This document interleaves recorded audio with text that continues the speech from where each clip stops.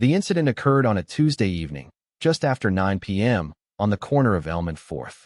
David Sterling, owner and operator of the Daily Grind Café, was closing up for the night. A city-issued business license, number 774B1, was displayed clearly in his front window. His commercial van was parked in the designated loading zone directly in front of his shop, a zone legal for use by business owners until 10 p.m.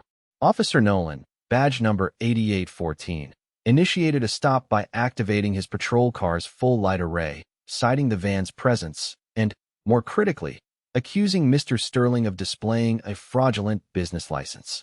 The officer's subsequent actions, rooted in baseless suspicion and escalating aggression, triggered a direct call to internal affairs from the scene, a call that would unravel his career and expose the brittle nature of authority when challenged by a power it failed to recognize. This is what happens when systemic bias confronts a quiet, institutional force it was never prepared to meet. The sterile blue and red lights painted the brick facade of the Daily Grind in frantic, pulsing strokes.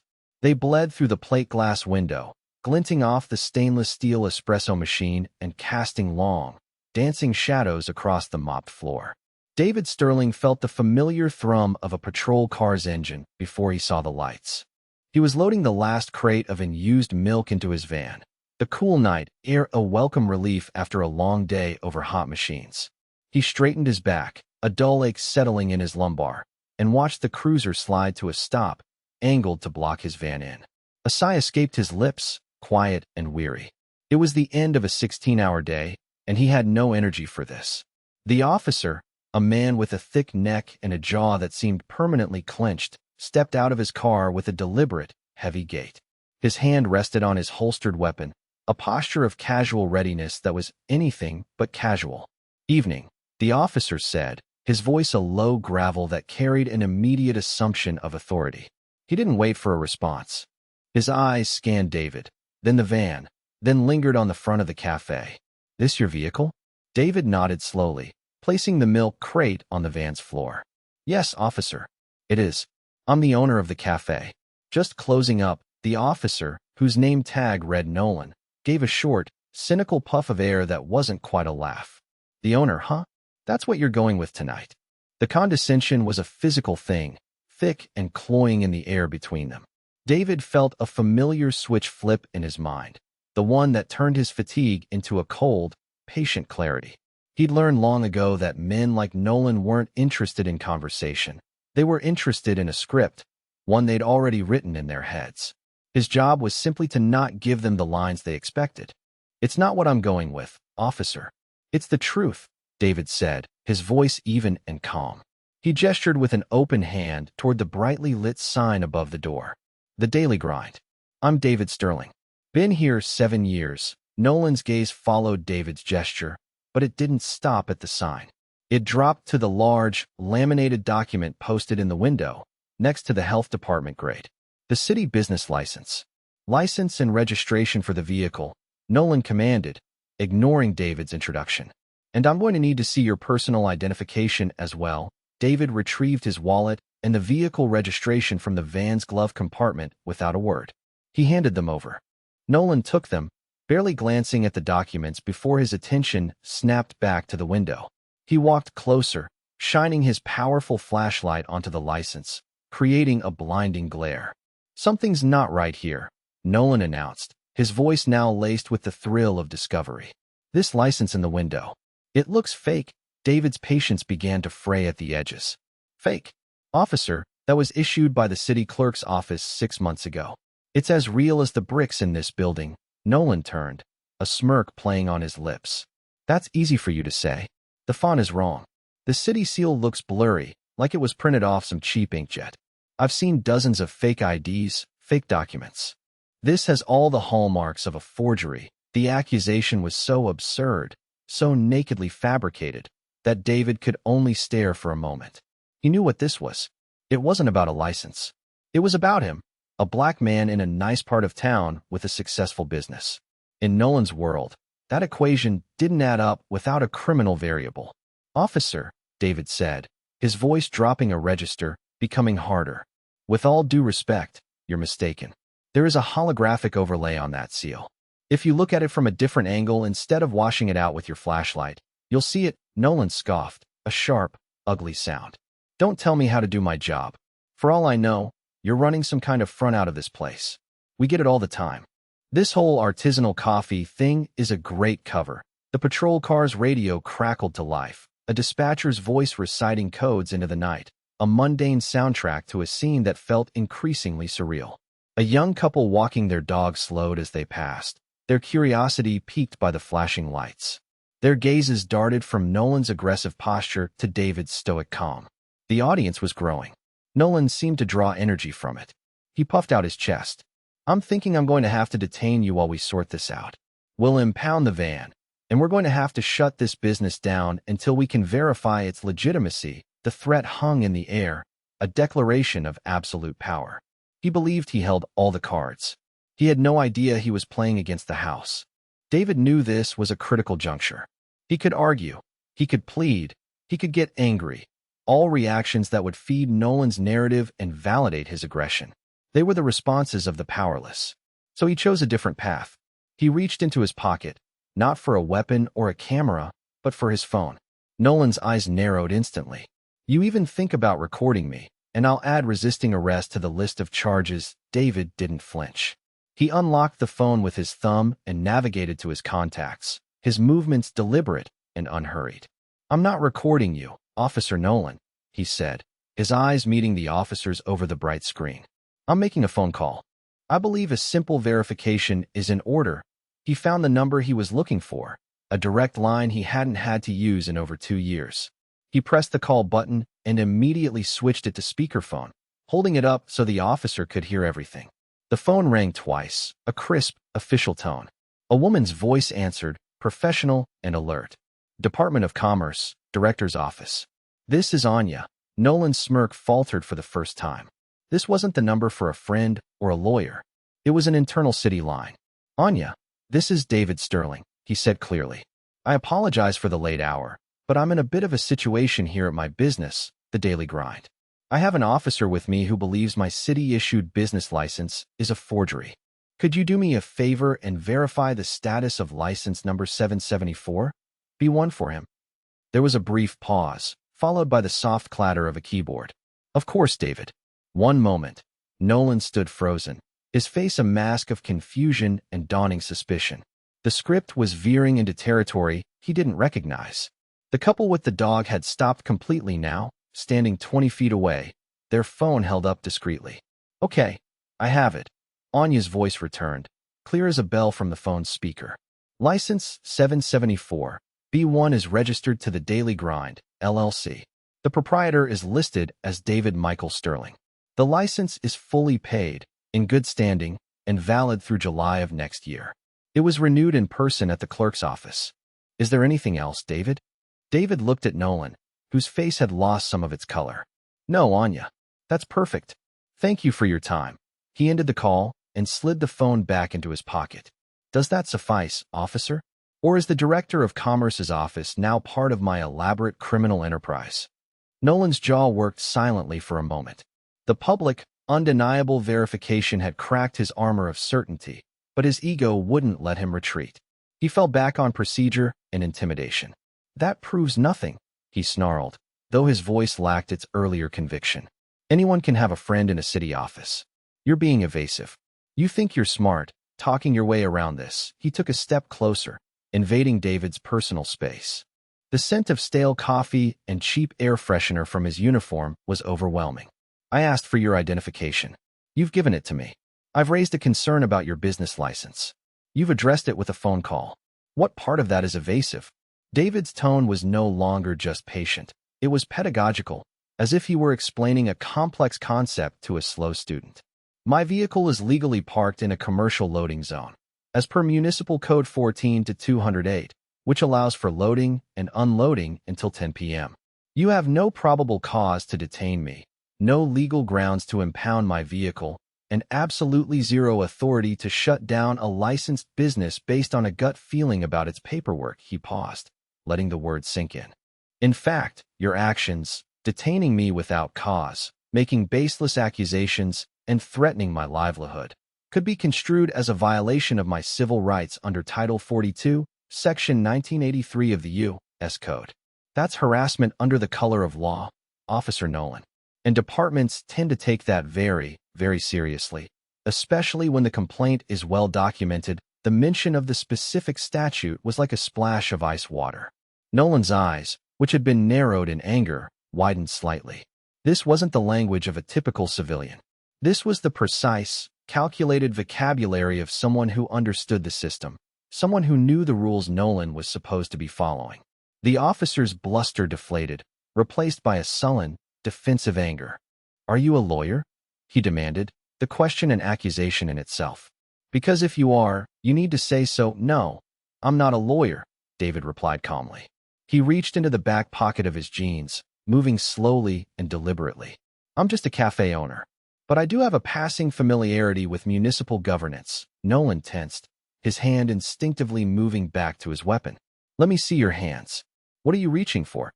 David stopped, holding his hand out where Nolan could see it. "My wallet." "Again. You seem to have missed something the first time." He pulled out the worn leather wallet and flipped it open. He didn't present his driver's license again. Instead, his thumb slid under a different card, one tucked away in a separate sleeve.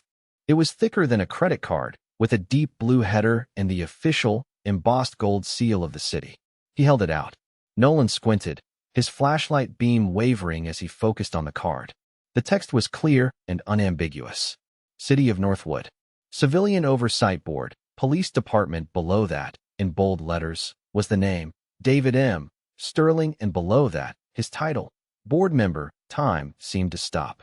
The only sounds were the hum of the streetlights, the distant wail of a siren, and the sharp, sudden intake of Nolan's breath. The universe had just reconfigured itself around him, and he was on the wrong side of the new equation. The blood drained from his face, leaving a sickly, pale sheen under the flashing red and blue lights. The arrogant smirk, the confident posture, the intimidating presence, it all dissolved in an instant, like sugar in hot water. He looked from the ID card back to David's face, seeing him for the first time not as a suspect, but as something far more terrifying, a boss, a judge, an executioner. "Sir," Nolan stammered, the word clumsy and foreign in his mouth. I didn't. The license, it looked." He couldn't finish the sentence. The lie was too flimsy now, too transparent in the face of this new reality. The font wasn't wrong. The seal wasn't blurry. He had been wrong. David didn't take the ID back. He kept it extended, forcing Nolan to continue looking at it, to confront the full scope of his catastrophic miscalculation. "The license looked what, Officer Nolan?" David's voice was quiet, but it cut through the night with the sharpness of shattered glass. "It looked like it belonged to someone who you didn't think should own a business in this neighborhood. Is that it? Did you run my plates before you even got out of the car? Did you see a black man loading a van and your mind just filled in the rest of the story for you?" Each question was a hammer blow, dismantling the fragile justification Nolan was trying to build in his head. The officer's eyes darted around, looking for an escape. He saw the couple with the dog, their phone now unmistakably aimed at him. He saw another person across the street, also recording. He was no longer the director of this scene. He was its unwilling star, and the reviews were going to be brutal. "No, sir. That's not it. I was just doing my due diligence." Standard procedure. The excuse was pathetic, and both men knew it. "Standard procedure," David repeated, the words dripping with bitter irony. "Tell me, officer, is it standard procedure to threaten to shut down a business without cause? Is it standard procedure to accuse a citizen of felony forgery based on your amateur analysis of a font? Is it standard procedure to escalate a situation that required nothing more than a simple hello, sir, just making sure everything is okay?" He finally lowered the ID and tucked it back into his wallet. The power dynamic had been irrevocably inverted. David was no longer the subject of an investigation. He was the author of a formal review. He pulled his phone out again. Nolan flinched, as if the small black rectangle were a weapon. What are you doing, sir?" "I'm saving you the trouble of writing a report that attempts to justify your actions," David said, his thumb already dialing. "I find it's always best to get the official account started while the evidence is fresh and the witnesses are still on scene. I'm calling your commanding officer to request his presence. And while I have him on the line, I'll be requesting a representative from Internal Affairs as well. The words Internal Affairs hung in the air like the smell of ozone after a lightning strike. For a police officer, it was the sound of the guillotine being sharpened. Nolan's body went rigid. Panic began to cloud his features. "Sir, please," he began, his voice taking on a pleading, desperate edge. "There's no need for that. It was a mistake. A misunderstanding." "I apologize." David looked at him, his expression devoid of pity. "A misunderstanding? Officer, you threatened my freedom and my livelihood based on the color of my skin. That's not a misunderstanding. That's a pattern. I'm just the first one you've met today who can do something about it. What about the people you stopped before me? The ones who didn't have a city-issued ID in their back pocket? Who did they get to call?" The phone connected. "Sergeant Miller, please. This is David Sterling." There was a brief, muffled exchange on the other end of the line. Nolan looked like he was going to be sick. He opened his mouth to speak again, but David held up a single finger, silencing him. "Sergeant Miller?" "Yes, hello. This is David Sterling from the Oversight Board. I'm at my place of business, the Daily Grind on Elm and 4th. I've just had an encounter with one of your officers, badge number 8814, Officer Nolan. I need you and an IA representative on site immediately to take my statement regarding a potential civil rights violation and gross abuse of authority." David listened for a moment, his eyes locked on Nolan's. "Yes, he's still here. And yes, there are multiple civilian witnesses recording the interaction. I'll see you in 10 minutes, he ended the call. The silence that followed was heavy and suffocating. Nolan stared at David, his career flashing before his eyes. He had picked a fight with the one man in 1,000, maybe 10,000, who could end it with a single phone call. The flashing lights of his own patrol car, which had felt like a symbol of his power just minutes ago, now seemed like a spotlight illuminating his professional ruin. He had walked into the lion's den and tried to declaw the lion, only to discover the lion owned the zoo. Within 8 minutes, a second patrol car arrived, this one moving with none of Nolan's earlier swagger. It slid quietly to the curb, and the overhead lights were immediately extinguished. A sergeant, a man with tired eyes and graying temples, emerged from the driver's side. He saw David Sterling standing calmly by his van, and his shoulders slumped in resignation. He knew David, not personally, but by reputation. He was the one board member who actually read every single use of force report, the one who asked the sharpest questions during the quarterly reviews. The sergeant's name was Miller, and his expression was that of a man who knew his night had just become a bureaucratic nightmare. He strode over, pointedly ignoring Nolan. "Mr. Sterling," he said, his voice strained but respectful. "Sergeant Miller, I got here as fast as I could. Are you all right?" "I'm fine, Sergeant." A little frustrated, but unharmed, David replied, his tone formal. "However, I cannot say the same for the integrity of your department, which has been significantly harmed by your officer's conduct this evening." Miller nodded grimly. He finally turned to Nolan, who stood as if his boots were nailed to the pavement. "Nolan, in my car." Now Nolan, his face ashen, gave a jerky nod and walked stiffly toward the sergeant's vehicle, the eyes of the civilian witnesses following his every step. Miller turned back to David. "An IA detective is on the way, sir. They'll take your formal statement. Is there anything I can do for you in the meantime?" "You can start by reviewing your officer's body camera footage from the moment he initiated this stop," David said. "I believe you'll find his stated probable cause was non-existent and his behavior was unprofessional and discriminatory from the outset." The couple with the dog, now emboldened, approached them. "We have it all on video," the young man said, holding up his phone. "From the second he got out of his car. He was aggressive and rude the whole time. This man here," he nodded toward David, "was perfectly calm." Sergeant Miller looked at the phone, then at David, and sighed again, the weight of the inevitable paperwork pressing down on him. "I appreciate that," he said to the couple. "The IA detective will want to speak with you." The aftermath was swift and decisive. Officer Nolan was placed on immediate administrative leave pending a full investigation. The bystanders' videos, combined with Nolan's own bodycam footage, created an irrefutable narrative of bias and abuse. The story hit the local news by morning, and by noon, it was a trending topic on social media. The headline was merciless. "Cop accuses city oversight board member of running criminal front, tries to shut down his café." The police department, facing a public relations catastrophe, moved faster than usual. The police chief issued a formal public apology to David Sterling, promising a transparent investigation and swift, appropriate disciplinary action. Mayor Williams, who had personally appointed David to the oversight board, called him directly to express her outrage. But for David, the vindication was bittersweet. A week later, he stood before a bank of news cameras outside City Hall. He hadn't wanted the attention, but he knew the moment was bigger than him. "What happened to me was an abuse of power," he said, his voice steady and clear, carrying over the clicks of the cameras. "But I want to be very clear, I am not the story. The story is what happens every day to people who don't have a special ID card in their wallet.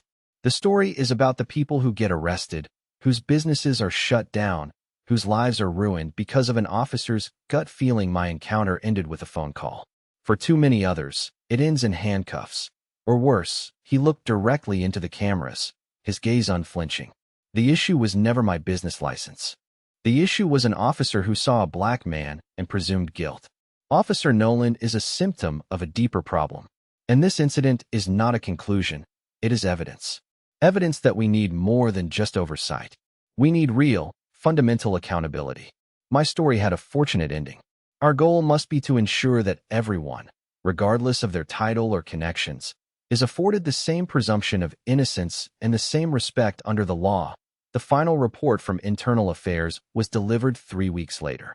Officer Nolan was found to have violated multiple department policies, including abuse of authority, harassment, and conduct unbecoming an officer. He was terminated from the force. The city settled a civil rights claim with David before it was even filed, with the funds being donated by David to a local program that provided legal aid to victims of police misconduct.